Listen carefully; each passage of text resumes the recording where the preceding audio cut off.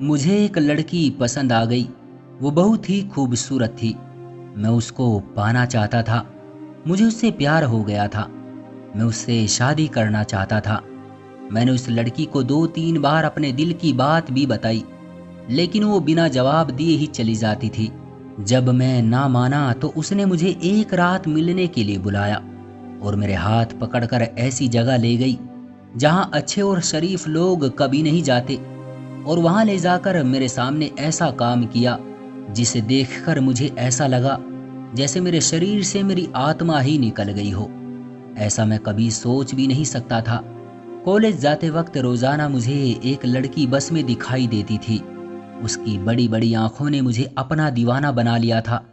मैं उसके उतरने तक अपनी नजरें हटा नहीं पाता था, और एक बार उसे देखता तो देखते ही रह जाता था। एक दिन मैंने बहुत हिम्मत करके अपने दिल की सारी बात बोल दी, और वो बिना जवाब दिए, यहाँ तक कि बिना कुछ बोले ही चली गई। वो मेरे कॉलेज से एक स्टॉप पहले ही उतर जाती थी, और जब तक वो मुझे देखती मैं पीछे मुड़ मुड़ कर उसे ही देखता रहता था। आज उसे अपनी फीलिंग्स बताने के बाद उसका जवाब ना आने की वजह से मैं पूरी तरह बेचैन हो गया था, और सोच रहा था कि उसने कुछ भी नहीं बोला। न जाने वो मेरे बारे में क्या सोचती होगी। कॉलेज पहुंचने के बाद भी मैं आज उसके ख्यालों में ही खोया हुआ था, और ये सोच सोच कर परेशान था कि वो कल बस में भी बैठेगी या नहीं। मैं कॉलेज से घर आया तो घर में मेरे रिश्ते का शोर मचा हुआ था। मैं अपने रिश्ते की बात सुनते ही घबरा गया। फिर दोपहर के खाने के बाद मम्मी ने मुझे बताया कि तुम्हारे पापा ने तुम्हारा रिश्ता अपने एक बहुत ही खास दोस्त की बेटी से कर दिया है। इस बात ने मुझे बहुत ज़्यादा परेशान कर दिया, और मैंने अपनी मम्मी से साफ मना कर दिया। ये सुनकर मेरी मम्मी बोली, ठीक है बेटा, मगर इससे पहले मुझे कोई वजह तो बताओ, ताकि तुम्हारे पापा अपने दोस्त को मना कर सके और उनकी दोस्ती भी खराब ना हो, और उनका रिश्ता ऐसे ही रहे जैसा पिछले इतने सालों से है। लेकिन मेरे पास कोई वजह नहीं थी, बल्कि मैं तो अभी तक उस लड़की का नाम भी नहीं जानता था जिसे मैं चाहता था, प्यार करता था। मैंने मम्मी से बहुत मिन्नतें की, वो रिश्ते के लिए अभी हाँ मत करे, मैं बहुत जल्द आपको वजह बता दूंगा। खैर, मम्मी मान गई, और मैंने सोच लिया था कि जल्द से जल्द उस लड़की से बात करके मम्मी को उसके बारे में बता दूंगा। और अगले दिन कॉलेज जाने के लिए घर से निकल गया, और जैसे ही मैं बस के अंदर गया तो वो लड़की मुझे बस में बैठी दिखाई दी। उसे बस में बैठा देखकर मुझे बहुत सुकून मिला, और जहां वो बैठी थी मैं उससे पिछली सीट पर जाकर बैठ गया, और बहुत ही धीरे से उसे बोला, आज आप मेरे सवाल का जवाब देकर जाना। उसने मेरी बात सुन ली थी, मगर कोई जवाब नहीं दिया, और मैं उससे सीधे बात भी नहीं कर सकता था, क्योंकि बस में अगर किसी को भी ऐसा लगता कि मैं उसे परेशान कर रहा हूं तो लोग मुझे मारना शुरू कर देते। खैर, मैं चुपचाप बैठे उसके जवाब का इंतजार करता रहा, मगर कुछ देर बाद उसका स्टॉप आ गया और वो जाने लगी। मैं एक बार फिर से हिम्मत करके धीरे से बोला, मगर उसने कोई जवाब नहीं दिया, और वो बस से उतरकर चली गई। और इसका ऐसा व्यवहार देखकर मैं बहुत दुखी हो गया। वो लड़की मुझे बहुत ही पसंद थी, उसे मैं किसी भी कीमत पर पाना चाहता था, और मुझे अपनी मम्मी को भी जवाब देना था। लेकिन आज भी मैं कॉलेज से घर खाली हाथ ही लौटा था और बहुत उदास था। मैं सारा दिन अपने कमरे में ही पड़ा रहा, और खाना खाने के लिए भी बाहर नहीं आया। लेकिन जब रात हो गई तो मम्मी खाना लेकर मेरे रूम में ही आ गई, क्योंकि वो मुझे खूब अच्छे से जानती थी कि खाली पेट मुझे नींद नहीं आती। मैं क्या, शायद खाली पेट किसी को भी नींद नहीं आती। तो मम्मी ने मेरा उदास और उतरा हुआ चेहरा देखकर मुझे वजह पूछी, लेकिन मैं मम्मी को ये सारी बात कैसे बताता। मैंने इधर उधर बात घुमा दी, और मम्मी को सुकून मिल जाए इस वजह से खाना भी खा लिया।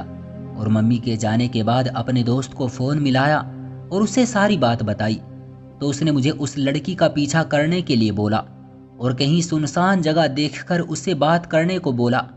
मुझे भी उसका ये आइडिया बहुत अच्छा लगा, और अगले दिन मैंने ऐसा ही करने के लिए अपने आप को पूरी तरह से तैयार कर लिया। खैर, सुबह हुई, मैं कॉलेज के लिए घर से निकल गया, और वो लड़की भी मुझे बस में मिल गई। और कुछ देर बाद उसका स्टॉप आया, तो मैं भी उसके पीछे पीछे बस से उतर गया, और दबे पांव उसके पीछे पीछे चल पड़ा। आगे जाकर वो अपने आप ही रुक गई और पलटकर मेरी तरफ देखने लगी।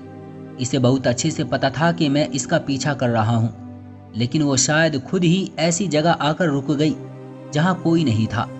मैंने आगे बढ़कर उससे कहा कि मैं तुमसे शादी करना चाहता हूँ। मेरी बात सुनकर वो मुझे गुस्से से घूरने लगी। मैंने फिर उससे बोला कि तुम मुझे सिर्फ अपना नाम और एड्रेस बता दो, मैं अपने घर वालों को खुद तुम्हारे घर रिश्ते के लिए भेज दूंगा। मगर उसने कहा कि वो अभी मुझसे कोई बात नहीं कर सकती, लेकिन हाँ, तुम मुझसे रात में इस एड्रेस पर आकर मिल सकते हो, तुम्हें तुम्हारे सभी सवालों के जवाब मिल जाएंगे। और ये बोलकर वो चली गई। मैं उसकी ये बात सुनकर खुशी से पागल हो गया और वापस अपने कॉलेज चला गया, क्योंकि कुछ दिनों बाद मेरे पेपर थे और पढ़ाई में मेरा बिल्कुल भी ध्यान नहीं था। कॉलेज की छुट्टी हुई और मैं जल्दी जल्दी घर पहुंच गया और बेसब्री से रात होने का इंतजार करने लगा। मेरे लिए एक एक मिनट काटना बहुत कठिन हो रहा था। खैर, जैसे तैसे करके दिन निकल गया और रात हो गई और मैं वक्त से पहले ही उसके बताए एड्रेस पर पहुंच गया। इस जगह पर ज्यादा भीड़ भाड़ नहीं थी और मैं वहीं खड़ा होकर उसका इंतजार करने लगा। उसने मुझे किसी होटल के बाहर बुलाया था। रात के 9 बजे के करीब वो एक कार से उतरकर सीधे मेरे पास आई। वो बहुत ही ज्यादा खूबसूरत लग रही थी। मेरे पास आकर मुस्कुराते हुए बोली, तुम तो वक्त के पक्के निकले। मैंने भी मुस्कुराते हुए बोला कि मैं तो सुबह से ही इस वक्त का इंतजार कर रहा था। उसने मेरा हाथ पकड़ा और मुझे अपने साथ लेकर चलने लगी। इसके नर्म नर्म हाथ मुझे बहुत सुकून दे रहे थे। मैंने उसके पीछे पीछे चलते हुए पूछा कि कम से कम अपना नाम तो बता दो। उसने अपनी मीठी सी आवाज में बताया कि मेरा नाम चंचल है। उसका नाम भी मुझे उसकी ही तरह बहुत खूबसूरत लगा। मैंने उससे पूछा, चंचल, तुम मुझे कहाँ ले जा रही हो? वो कहने लगी, आज रात मैं तुम्हें तुम्हारे हर सवाल का जवाब दूंगी, बस थोड़ा इंतजार करो। वो मुझे लेकर चलते चलते एक इलाके में आ गई। यहाँ आने की बात मैं कभी नहीं सोच सकता था। उस इलाके में पहुंचकर मैं चौंक गया, क्योंकि मुझे उसका कोई भी अंदाजा नहीं था कि चंचल मुझे ऐसी जगह ले जाएगी। और वो मुझे लेकर एक बड़े से घर के अंदर आ गई। मैंने दोबारा से चंचल से बोला कि तुम मुझे यहाँ क्यों लाई हो, लेकिन चंचल ने मेरी बात का कोई जवाब नहीं दिया। इस घर में से तबले की थाप और घुंघरू की झनकार सुनाई दे रही थी, जिसे सुनकर मेरा दिल बहुत ही ज्यादा घबरा रहा था। और चंचल ने मुझे अंदर ले जाकर बैठा दिया और बोली, आराम से यहाँ बैठो, तुम्हें तुम्हारे सवालों के सारे जवाब मिल जाएंगे। वहाँ और भी लोग बैठे हैं। मैं चंचल को रोकना चाहता था, लेकिन वो मुझे बैठाते ही चली गई और कुछ ही देर में वो अंदर से घुंघरू पहने 2 लड़कियों के साथ आई और आते ही डांस करना शुरू कर दिया। ये देखकर मुझे अपनी आंखों पर यकीन ही नहीं हो रहा था, लेकिन बदकिस्मती से ये सच था। तबले की थाप पर उसके पैर बहुत तेजी से थिरक रहे थे और वो 40 मिनट तक बिना रुके नाचती रही और वहां बैठे सभी लोग उस पर पैसे लुटाते रहे। और उसके 5 मिनट बाद उसकी जगह दूसरी लड़की ने नाचना शुरू कर दिया और चंचल अंदर चली गई। कुछ देर बाद चंचल ने मुझे अंदर उसी कमरे में बुला लिया जहां वो बैठी थी। मैं अंदर गया तो हंसते हुए कहने लगी कि आज तुम मेरी सच्चाई जान चुके हो और मुझे पक्का पता है तुम्हारी मोहब्बत का भूत भी उतर गया होगा। अब तुम अपने घर जाओ और आराम करो। मुझे उम्मीद है कि आगे से तुम मेरा पीछा नहीं करोगे। मैंने चंचल से पूछा कि तुम ये काम क्यों करती हो, तो उसने मुस्कुराते हुए बोला, कोई भी लड़की यहाँ तक बहुत मजबूरी और कठिनाइयों से हार कर ही पहुँचती है, और मैंने भी बहुत ज़्यादा मजबूर और लाचार होकर इस रास्ते को चुना था। मेरे पापा के स्वर्गवास के बाद मैं और मेरे बहन भाई एक बहुत बुरी जिंदगी गुजारने पर मजबूर हो गए, जिसमें हमें खाना भी नहीं मिल पाता था। मेरी मम्मी पहले से ही बीमार थी और खानदान रिश्तेदारों ने भी हमारी कोई मदद नहीं की। लेकिन मैंने बहुत जगह नौकरी तलाश की, मगर ज़्यादा पढ़ी लिखी ना होने की वजह से मुझे नौकरी नहीं मिल सकी। और एक दिन जब मैं नौकरी की तलाश में एक ऑफिस में गई तो वहाँ के मालिक ने मेरी मजबूरी का पूरा फ़ायदा उठाया और नौकरी का लालच देकर मुझे अपने फ्लैट पर ले जाकर अपनी हवस का शिकार बना लिया। मैंने भी अपनी इज्जत को इस लालच में लुटा दिया था कि मुझे नौकरी मिल जाएगी, मेरे भाई बहन की ज़िंदगी धीरे धीरे अच्छी हो जाएगी और मैं अपनी मम्मी का भी इलाज करा लूँगी। मगर रात भर उसकी हवस खत्म होने के बाद सुबह होते ही उसने कुछ पैसे मेरे हाथ में दे दिए और कहा जब भी पैसों की ज़रूरत हो वो इसी तरह सारी रात रहने के लिए मेरे पास आ सकती है। इतना कहकर उसने मुझे अपने फ्लैट से निकाल दिया। मैं मुट्ठी में कुछ पैसे लेकर लड़खड़ाती हुई सीढ़ियों से उतर रही थी, क्योंकि मुझसे चला भी नहीं जा रहा था। तो वहाँ मुझे एक औरत मिली जो मेरी ये हालत देखकर समझ गई कि मैं किस दर्द से जूझ रही हूँ। उसने मुझे पकड़ा और बोलने लगी, ये जालिम लोग हम जैसी औरतों पर कोई रहम नहीं खाते, बल्कि हमें बुरी तरह नोच खाते हैं। वो औरत मुझे इस जगह लाई और मुझे यहाँ नाचने का काम दिलाया। मैं रोज रात को यहाँ आ जाती हूँ और सारी रात जोखिम उठाकर इतने पैसे कमा लेती हूँ कि अपनी मम्मी का इलाज भी करा सकूँ और अपने भाई बहन को अच्छी तरह पढ़ा सकूँ। मेरी मम्मी के अलावा मेरे घर में और कोई नहीं जानता कि मैं क्या काम करती हूँ। मेरे बहन भाई को ये पता है कि मैं रात में किसी हॉस्पिटल में नर्स का काम करती हूँ। मैंने तुम्हें सारी बात सच सच बता दी है। अब अच्छा यही है कि तुम अपने घर चले जाओ, क्योंकि मुझे दोबारा नाचने के लिए जाना है। और वो मुझे छोड़कर चली गई और मैं बहुत ही ज्यादा उदास और मुश्किल से कदम उठाते हुए अपने घर आ गया। मगर अभी भी मेरे दिलो दिमाग से चंचल नहीं निकल पा रही थी और शायद उसको भी लग रहा होगा कि मैं अब कभी भी उसका पीछा नहीं करूंगा। लेकिन मेरे लिए उसे भूल जाना बिल्कुल भी आसान नहीं था, क्योंकि उसकी खूबसूरती मेरे दिल और दिमाग में घर कर चुकी थी। और मैंने अपनी मम्मी से सारी बात बताई, मगर अभी मम्मी को मैंने सिर्फ इतना ही बताया था कि वो हॉस्पिटल में रात भर ड्यूटी करती है और उसके घर के हालात कुछ अच्छे नहीं हैं।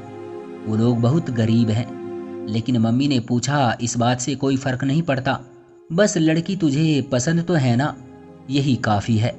मम्मी की बात सुनकर मैं बहुत खुश था और मन ही मन बोल रहा था कि ईश्वर ऐसे मम्मी पापा सबको दे जो अपने बच्चों को इतना समझते हों। और सारी रात मैं चंचल के बारे में ही सोचता रहा कि अगर उसने मजबूरी में ये काम किया है तो ये जरूरी तो नहीं कि इसकी आगे की सारी जिंदगी उसी नर्क में गुजरे। और उसने ये काम अपनी मर्जी से नहीं किया था, बल्कि कुछ दरिंदों की वजह से उसकी ये हालत हुई थी। और मैंने अपने दिल में उससे शादी करने और उसे उस नर्क से बाहर निकालने की ठान ली। मैं अगले दिन कॉलेज जाने के लिए घर से निकल गया। चंचल आज भी बस में मौजूद थी और जैसे ही उसका स्टॉप आया तो उतर गई और एक बार फिर मैं उसके पीछे पीछे उतर गया। मुझे उसका पीछा करते देख वो बोली कि रात सब कुछ अपनी आंखों से देखने के बाद भी तुम मेरे पीछे क्यों आए हो? मैंने बोला, जिससे तुम मोहब्बत करते हो उसे छोड़ा नहीं जाता, बल्कि उसकी गलतियों को सुधारने में उसका साथ दिया जाता है। मैंने उससे कहा कि मैं तुमसे शादी करना चाहता हूँ और तुम्हारे साथ मैं तुम्हारे घर वालों की भी देखभाल करूंगा। बस तुम मुझसे वादा करो कि तुम ये काम छोड़ दोगी, क्योंकि मैं तुम्हें इस नर्क से निकाल कर एक अच्छी और इज्जतदार जिंदगी देना चाहता हूँ। उसको मेरी बात पर विश्वास नहीं हुआ और वो हंसकर बोलने लगी, तो तुम एक नाचने वाली को अपने घर की इज्जत बनाओगे? कोई भी लड़की या औरत ये काम अपनी खुशी से नहीं करती, सब मजबूर होकर ही ये काम करती हैं। मैंने उससे कहा, तुम मुझे अपना एड्रेस दो और मेरे घर वालों का इंतजार करना। उसने मुझे अपना एड्रेस दिया और मैं वापस कॉलेज आ गया। आज मेरा लास्ट पेपर था और मेरी पढ़ाई पूरी हो चुकी थी। इसके बाद मुझे बस अपनी नौकरी का इंतजाम करना था। घर जाते ही मैंने मम्मी को चंचल का पता बता दिया और कहा कि मैं उससे ही शादी करूंगा और उसकी नौकरी भी छुड़ाना चाहता हूँ। और जब तक उसका भाई कुछ काम नहीं कर लेता तब तक उसके घर वालों का भी ख्याल मैं ही रखूंगा। मम्मी को इस बात से कोई प्रॉब्लम नहीं हुई, क्योंकि मम्मी खुद भी लोगों की बहुत मदद करती थी। और मम्मी ने सारी बात अब पापा को भी बता दी। पापा को भी इस बात से कोई दिक्कत नहीं हुई, बल्कि उन्होंने मेरे लिए काम और भी आसान कर दिया। बोले, मैंने सुमित के लिए कुछ पैसे जमा कर रखे हैं जिससे वो अपनी पढ़ाई पूरी करके अपना कुछ कारोबार कर सके। हम अभी सुमित की शादी कर सकते हैं। पापा ने भी अपने दोस्त को सारी बात समझा दी और उन्होंने भी कुछ नहीं बोला और मम्मी पापा मेरा रिश्ता लेकर चंचल के घर चले गए। मम्मी पापा को भी चंचल बहुत पसंद आई और वो साथ के साथ शादी का दिन भी पक्का कराए। मैंने चंचल को अच्छी तरह एक बात बता दी थी कि सबको वही सच्चाई बतानी है जो तुम्हारे भाई बहन जानते हैं। चंचल ने अपना काम छोड़ दिया था और अब मेरा कारोबार भी अच्छा चलने लगा था और मैं सारी जिम्मेदारी उठाने के लिए भी तैयार था। कुछ दिन बाद हमारी शादी हो गई और मैंने चंचल को उस नर्क से निकालकर एक अच्छी जिंदगी दे दी थी और कभी भी उसकी पुरानी जिंदगी के बारे में कुछ बात भी नहीं की थी। और अब मेरी जिंदगी में कोई कमी नहीं रही थी। दोस्तों, यही सच्ची मोहब्बत होती है, वरना आजकल तो जिस्मों की भूख मिटाने को ही लोग मोहब्बत का नाम देकर उसे बदनाम करते हैं। क्यों दोस्तों, सही कहा ना मैंने? आपकी क्या राय है इस कहानी के बारे में? कमेंट करके हमें जरूर बताएं। वीडियो को लाइक करके चैनल को सब्सक्राइब कर लीजिए साथ में घंटी को दबाकर ऑल पर सेट कर लीजिए ताकि आने वाली वीडियो आपको तुरंत मिले। मुझे दीजिए अगली वीडियो तक इजाज़त। तब तक के लिए धन्यवाद।